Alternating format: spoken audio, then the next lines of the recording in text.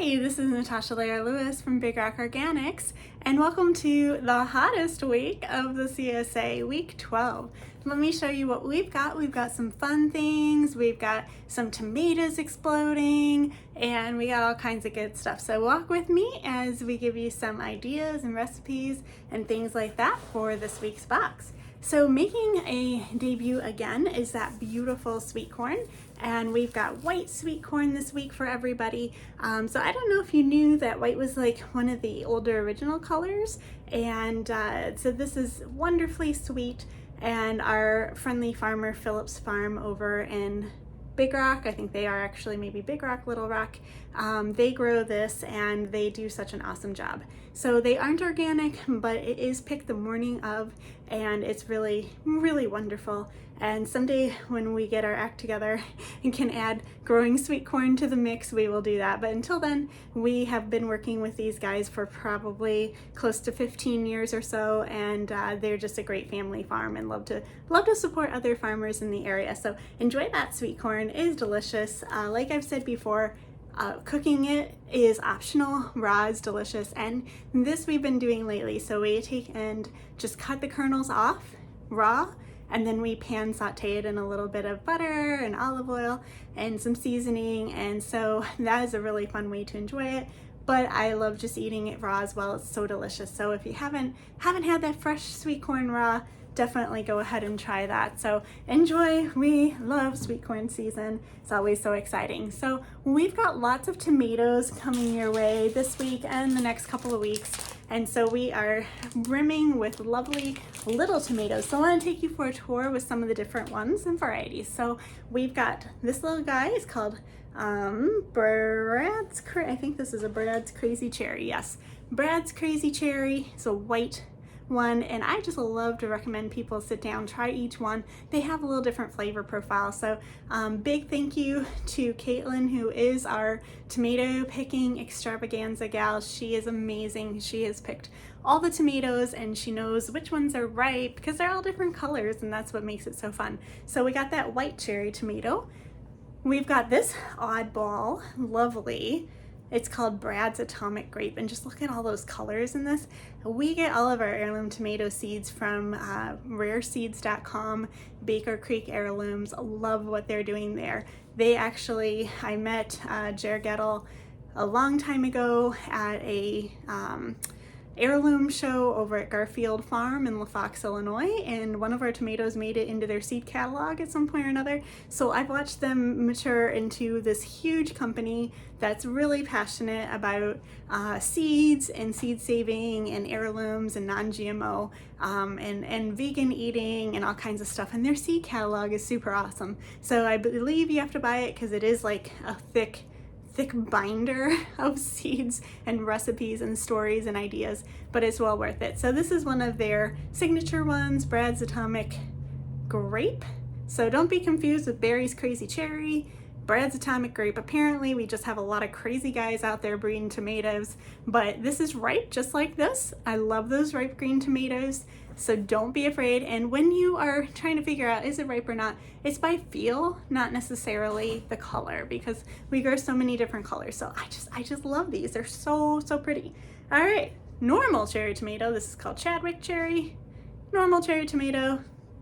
Yeah, enough said. All right, then we've got the bumblebee series, and I do love these bumblebees. So this is a pink bumblebee, and it's kind of striped with some yellow.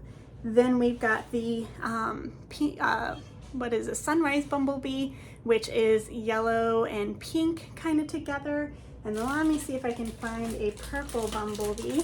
So these bumblebees are one of my favorite cherry tomatoes. This is a purple bumblebee, and it's got some green striping. And so I just love all three of these together. They are so beautiful, and I just think they're fantastic. So they're one of my favorite cherry tomatoes, all the bumblebees. So that one there, and then of course don't forget that yellow pear. These are very mild in flavor and very low acidity, so yellow pear. So just, you know, a nice flavor profile to round it all out.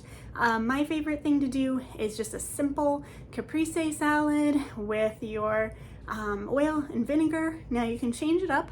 I really personally love sesame oil, rice wine vinegar, a little dash of sugar, and Thai basil cut up in there. And so that is a great combination. But you can of course do red wine, olive oil, balsamic olive oil, you know, any herbs you want to add in there. It's delicious. But these are just so good, like candy. Just pop them in your mouth and go. All right, so also at your bottom of your bag, if you got a half share, or if you got a full share, you got a full bag. All right, this might be the most exciting thing that I have tried all season long. This is super exciting. These are shishito peppers, and wait till I tell you what you can do with these. All right, the shishito peppers are so delicious grilled. So we put a recipe in our in the comments or in the description below. You have to check it out. They're grilled, they are amazing. Like, we literally said, how could it be that we've not discovered this amazing thing? So they're like an addictive appetizer. You're gonna take and marinate them with a little bit of oil, stick them on the grill for a couple minutes on either side, get a good char. They're fun to watch because they like to bubble and dance, and they're really awesome. And then you just eat them and they're so freaking good. I can't believe we have not discovered this. So shishito peppers, check out that recipe. We've grown these for 2 years now, but I don't know how we missed this. And Jonathan just said, you know, it's really cool that you're still learning about interesting and new things in the garden, and it's just such a fun discovery. So discover shishito peppers with us, because man, we are so excited about those guys. All right, so we got some fennel this week, and we put in a great recipe for a fennel apple walnut salad, but just slice it up thin, add it to your salad. It's so great. We got some Swiss chard. I love doing a tomato pasta where you cut up your tomatoes and you throw them in with the pasta, and they make the juice and everything. And it's really crazy. We did this last year with some of the very juicy tomatoes, and you just cut them up and you put them in your pasta and you smash them a little bit, and then you cook your pasta right in the tomatoes, and the tomatoes are gonna form a nice starchy sauce. And then you could throw in different things like the Swiss chard and all the peppers and different things like that. Though I also did make a great minestrone soup last week when it was cool, because no one wants to have soup this week, but you can take and freeze this and then add it to soup later. So Swiss chard making a debut again. We got that guy all through the season. Another great green we've got is Pac Choi this week, and it is just so beautiful. I kind of forgot about it. It was underneath the agribon picking stuff the other day, and I was like, oh, look at Pac Choi. So great for stir fry, great for curries, great just for a salad, even a coleslaw. We've got, speaking of coleslaw, little cabbages this week. These are the Caraflex cabbages, and they're like little cone head cabbages, and they're just a perfect size for one meal of coleslaw, which is awesome. Sometimes when you don't want to be too overwhelmed by too much coleslaw and too much cabbage, so that's delicious.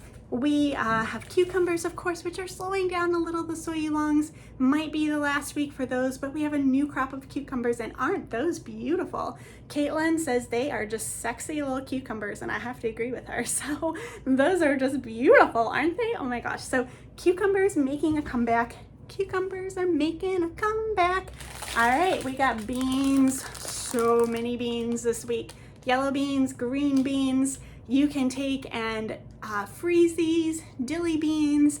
We just love them. They're so delicious. And boy, you sit down and have this food and you're like, wow, we are so blessed to have so many delicious flavors and textures. Just nothing like a store-bought bean. So lots of beans here coming your way. We'll probably do a little like bulk bean if anybody is interested in bulk bags of beans, because we have a lot right now. All right, mint. We got 3 different kinds of mint. We got chocolate mint, which is a dark smooth leaf. We've got some orange mint, which is a smooth, let's see, what is that? Smooth medium green. And then we've got that mojito mint, which is a textured medium green. So 3 different kinds. You can make simple syrups with these guys. You can muddle them and make a cocktail or mocktail. Mint tabbouleh salad. There's so many great things that you can do with mint, and actually mint goes wonderful with carrots and zucchini and all kinds of garden vegetables. So different kinds of mint to try. You can always dry it as well if you want to use it in tea. We got some Poblano peppers this week. I love Poblanos. We're featuring a recipe for chili rellenos, which is one of my dad's favorite, a tribute to my dad. We do miss him. He's been gone about a year and a half now, but his family, growing up in Denver, Colorado, loved New Mexican food. Chili rellenos, of course, being a great staple. And our farm helpers, Caroline, Blanca, Valerie, and Rose, all got in an awesome conversation about the Poblanos the last time we picked them, and we're comparing notes about their recipes. So I'm hoping to make some of those this week. These are just such gorgeous Poblano peppers. Amazing, right? Love them because they got a little bit of heat, but they are a great alternative for a bell pepper in anything that you're using. We've got those patty pans. In case you're wondering what these crazy guys are, they're just like a zucchini. In fact, zucchinis we're kind of running low on, so not going to see too many more of those, but the patty pans hopefully will be vamping up. I love to grill them whole. If you've got smaller ones, you can skewer them or even slice them in the middle and just grill them. They're so delicious. So we've also got a few big tomatoes. These guys are called Solar Flare, and they are really making a debut here, and we got a few other varieties. Next week we'll give you a little rundown on those guys. So I think that concludes most of our box for week 12, but it has been a delicious journey. Thanks for joining us, and stay tuned for next week. We've got eggplant ahead and lots of other fun stuff. So potatoes coming, some red potatoes. We got those dug this week, so we're prepared for you next week. And lots of great stuff. So thanks for joining me, Natasha Lewis with Big Rock Organics. Bye!